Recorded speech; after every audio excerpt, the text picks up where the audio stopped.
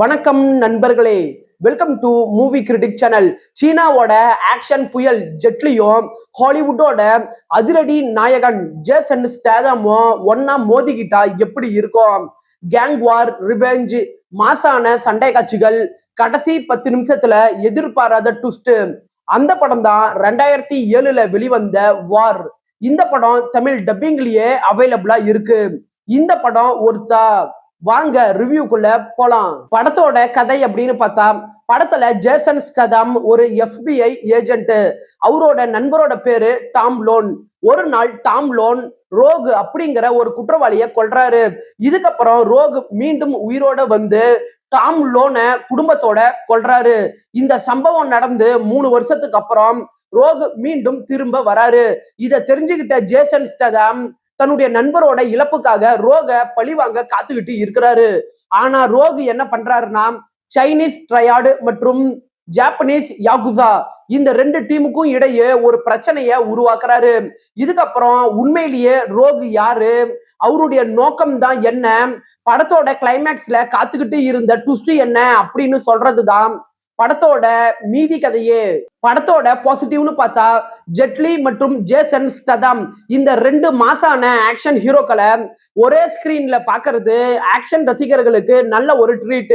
Performance வைஸா இவங்க 2 பேருமே பிரமாதமா நடிச்சிருக்கிறாங்க. படத்தோட கடைசி 15 நிமிஷத்துல ஒரு ட்விஸ்ட ரிவ்யூ பண்ணுவாங்க.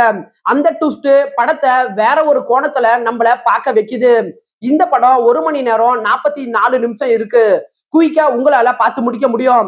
படத்துல வர hand to hand fight scene ஆகட்டும், கத்தி சண்டை காட்சிகள் ஆகட்டும், துப்பாக்கி சண்டை காட்சிகள் ஆகட்டும், இதெல்லாம் நல்ல ஸ்டைலாவே கொண்டுட்டு வந்திருக்கிறாங்க. படத்துல சான் பிரான்சிஸ்கோவோட அந்த கேங்ஸ்டர் உலகத்தை விஷுவல் மூலமா நல்லாவே காட்டி அந்த அட்மாஸ்பியரை நமக்கு நல்லாவே செட் பண்றாங்க. குறைகள் அப்படின்னு பார்த்தா, ட்ரையாட்ஸ், யகுசா, FBI இந்த மாதிரியான கதாபாத்திரங்கள் படத்துல இருந்தாலும் அந்த கதாபாத்திரங்கள் மேல ரைட்டிங்ல இன்னுமே போக்கஸ் பண்ணிருக்கலாம்.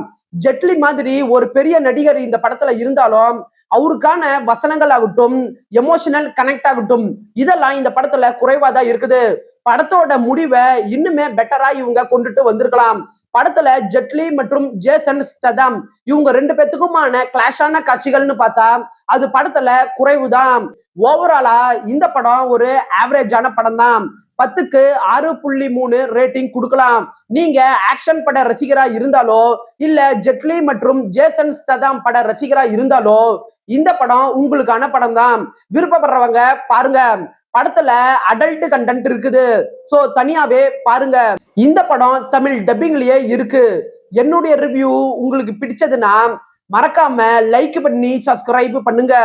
வேற ஏதாவது படத்தோட ரிவ்யூ வேணும்னா அந்த படத்தோட பெயரை கமெண்ட்ல பதிவிடுங்க. நாம வேற ஒரு வீடியோல சந்திக்கலாம். அது வரைக்கும் நன்றி, வணக்கம்.